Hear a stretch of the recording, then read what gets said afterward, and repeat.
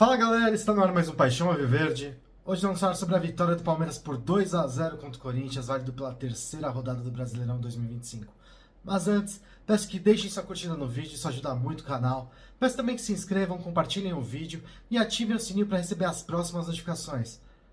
Bom, depois da partida da final, provocação do rival, Palmeiras entrou com uma postura completamente diferente dos outros clássicos. A gente tem visto aquele Palmeiras que vai entrando nos jogos, dominando e tal, mas é aquela sensação que a vitória vai vir a qualquer momento, que o resultado vai ser conquistado, independente se a gente sai perdendo, se está demorando para sair o gol. É um Palmeiras num tom blasé, até um Palmeiras... o mental é muito forte, mas não, é um Palmeiras que muitas vezes não empolga, ele deixa o torcedor até preocupado porque a gente acha que os caras não estão sentindo a partida. Parece que o time confia demais que é muito superior, que é muito bem treinado, então eles têm essa certeza que vai ter o resultado. Só que o clássico ele é diferente. Os caras acabam igualando porque eles estão com aquela faca entre os dentes, eles vão pro jogo dividindo tudo, jogando como se fosse final, que pra eles realmente é um time que não estava ganhando nada desde 2017, então assim, até empate eles comemoraram como título nesses últimos anos. A gente até tinha um meme que era o título do ano empatei no Allianz, então assim, é diferente. O problema é que muitas vezes essa diferença entre o time que não sente o baque e aquele time que sabe que se não levar uma goleada ou até se ele arrancar um empate, a diferença deles terem um pouquinho mais de calma para trabalhar o resto do ano, fica muito visível. Acabou complicando muitos jogos fáceis nos últimos anos. A gente teve um empate em Itaquera, que foi depois de abrir 2-0, tava um dilúvio e a Edna contribuiu muito pro empate dos caras.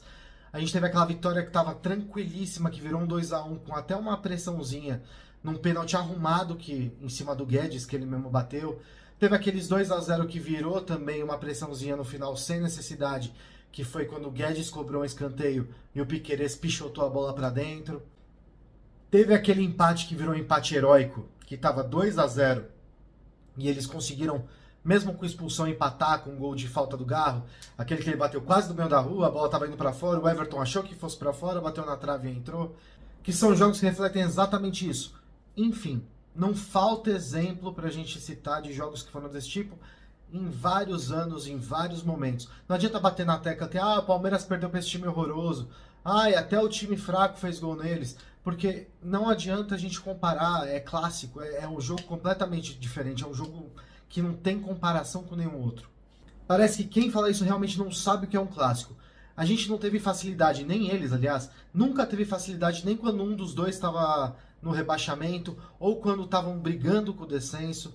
Sempre teve... Os jogos sempre foram muito difíceis. Até dá pra gente citar um ano que foram falar com o Dentinho, que tinha acabado de subir. Ele falou, se der pra afundar mais, enfiar 5, 6 gols, a gente vai fazer. E no fim não conseguiram. No fim a gente ganhou o jogo. Então assim, não tem como levar isso em consideração.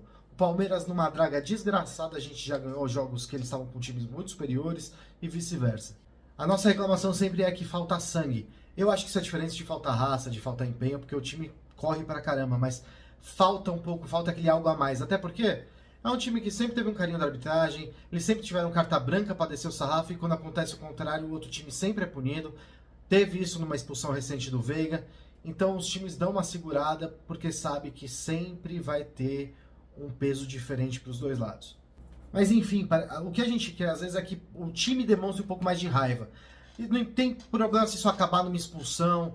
Não tem que mostrar para os caras que não vai deixar subir na bola, não vai fazer embaixadinha e vai ficar tudo bem, como teve ano que aquele lixo do Romero fez embaixadinha e ninguém deu uma pegada nele. Nessas horas acaba faltando um pouco daquela postura mais Grenal da nossa parte, mas ontem a gente entrou assim.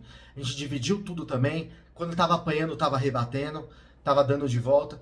E para mim o reflexo foi muito claro porque aquele juiz horroroso que colocaram ontem mostrou que não serve, que não tem capacidade para apitar um jogo desse tamanho. Ou ele simplesmente não conseguiu seguir a cartilha, né? Mas ele amarelou 6 caras do Palmeiras, mais o Abel. Tudo bem, ele deu 5 amarelos pros caras também. Mas faltou critério. Eles estavam batendo, eles estavam querendo peitar, estavam querendo ganhar no grito. Teve lance muito parecido, teve uma falta do Gomes que ele deu o cartão. Na sequência teve uma falta parando o contra-ataque dos caras, que o cara deu o carrinho também e não tomou nada.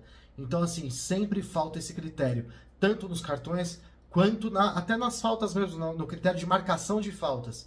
A gente sempre, quando vai pegar esses caras, a gente sabe que vai jogar contra um a mais. E parece que esse critério dele ficou ainda pior no segundo tempo. Isso para não citar aquela anulação de gol bizarra do Vitor Roque, né? Que, aliás, são 2 anulações em 2 jogos seguidos, uma pela CBF e uma da Conmebol, que a gente sabe que esse ano a Conmebol vai pegar a gente para Cristo, não adianta. E serve para a gente ligar o alerta, porque esse ano vai ser tudo bem mais difícil para o nosso lado. Mas para mim chama muito a atenção, porque pode falar, é um clássico, tomou muitos cartões, mas a gente teve uma média de 1.4 cartões por jogo no Paulista, a gente tem uma média de 1.5 na Libertadores, e agora no Brasileirão já subiu para 4.3. A gente levou 3 na estreia contra o Botafogo, tomamos 4 contra o Sport e agora 6 ontem. Então, assim, é um número muito absurdo para um time que é conhecido por tomar poucos cartões, por um time que é conhecido por ser muito controlado. Então, assim, para mim tá claro que eles estão muito mais criteriosos em cima do Palmeiras. Porque mesmo contra o Sport teve um carrinho por trás ali em cima do Estevão que não foi punido com cartão vermelho e deveria ter sido. Enfim, não é normal essa mudança, a gente vai ter que ficar de olho. Quanto à partida em si, o Palmeiras sobrou, ele amassou, ele... Pra mim, o jogo foi muito parecido com as 2 partidas que a gente fez do Paulistão em casa. A diferença é que a bola entrou e que o Rios não entregou também, né? Porque nesses 2 jogos aí em casa ele entregou a partida, mas enfim. A gente jogou muito bem. Fomos superiores a esses 2 jogos? Fomos. O da fase de grupos do Paulista a gente foi muito bem. O da final, a partida de ida, foi um pouco inferior, mas fomos muito bem também, apesar do resultado. Só que o de ontem foi superior a todos esses. A gente conseguiu manter uma marcação alta, muito volume, perdemos de novo muitas chances de gols. Nos próprios lances dos gols, a gente conseguiu marcar após uma perda de alguma chance muito clara no lance anterior, mas dessa vez a gente combinou a qualidade com aquela postura mais de guerra mesmo, a postura mais assassina, e é isso que o time precisa entender. É que semana de clássico você não dá nem bom dia para rival. Então tem que tratar com esse jogo com a seriedade que ele merece. E não só esse. Contra o São Paulo é a mesma coisa. Não dá para entrar na amizadezinha. Se a nossa presidente quer ser amiguinha de presidente do rival, se nossa presidente quer fazer piadinha e tal, é problema dela que não conhece o tamanho do Palmeiras, não sabe o time que ela é presidente e não sabe o que é ser palmeirense. O time tem que saber. Mas no todo o time jogou muito bem. Parece que a gente encontrou a formação ideal. A entrada do Paulinho, mesmo sem ritmo, mostrou que ele vai agregar muito, que ele é muito bom. O Aníbal voltou a entrar bem. O Jai entrou e fez um partidaço com muita seriedade. Então isso traz até uma tranquilidade pra gente, que tem muitas coisas boas pra ver. Eu ainda acho que a gente precisa de reforço.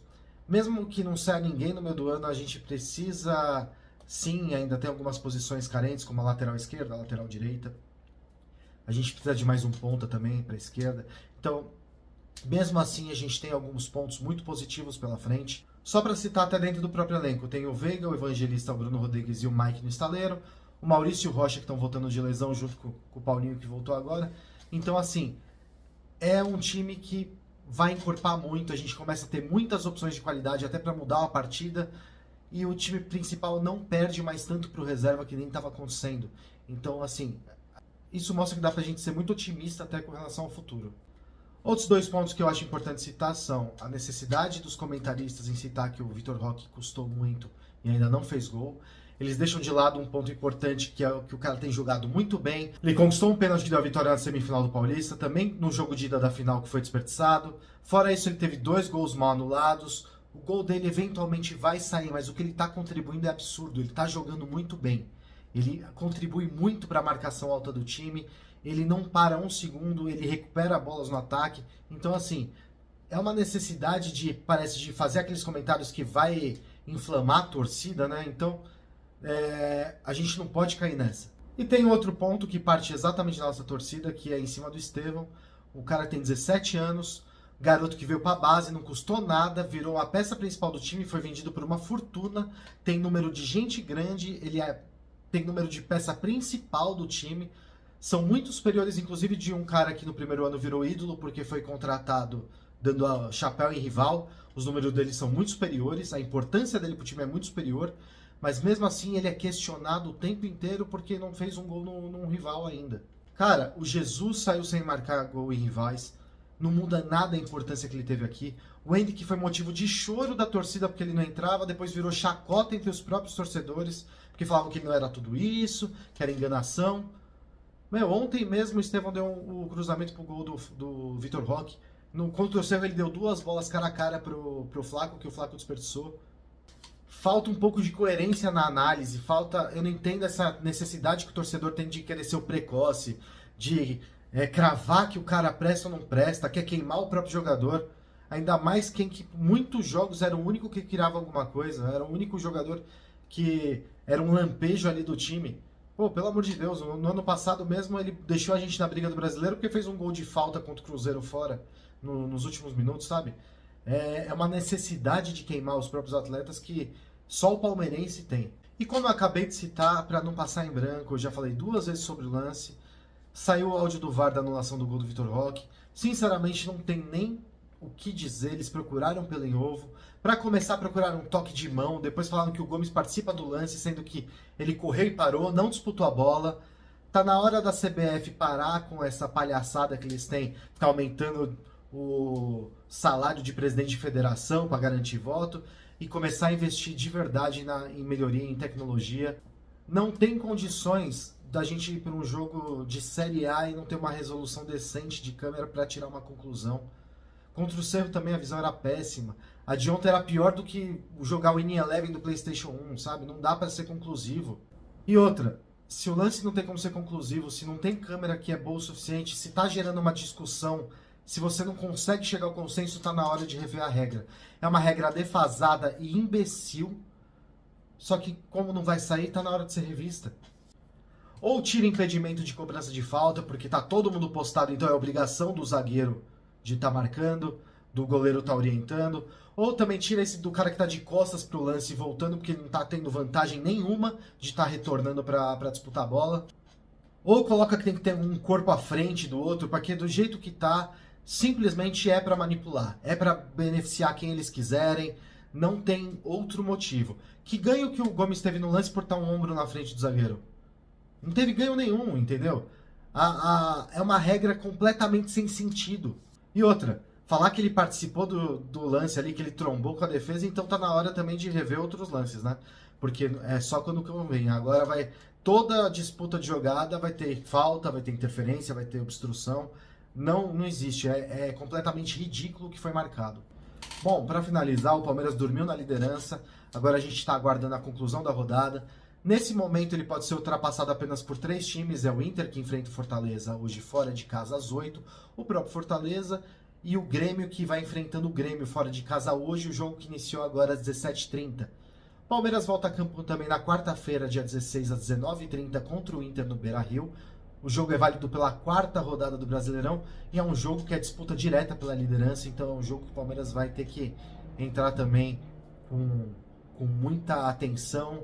Eu não sei se vai ter mudança na escalação, se ele vai mesclar alguma coisa ou outra, mas é um jogo que o Palmeiras vai ter que ir atrás ali, mesmo que a gente tenha uma desvantagem no retrospecto contra o Inter, sobretudo no Beira-Rio, a gente vai ter que buscar a vitória aí para ter a pretensão de brigar lá em cima no campeonato e até juntar uma gordura, porque esse ano vai ser difícil. Esse ano vai ser muito jogo em cima, muito jogo encavalado, então vai ter que ir pontuando, vai ter que... Não importa, a nossa projeção de pontuação esse ano não vai dar para levar tão a risco, o Palmeiras vai ter que ir pro arrebento, não tem como. Bom, eu vou ficando por aqui. Deixe nos comentários o que vocês acharam da partida, escalação, substituições, atuação dos jogadores e se ainda tem alguma expectativa por reforço. Mais uma vez, peço que deixem seu like aqui no vídeo, isso ajuda muito o canal. Se inscrevam, compartilhem o vídeo e ativem o sininho para receber as próximas notificações. Até mais!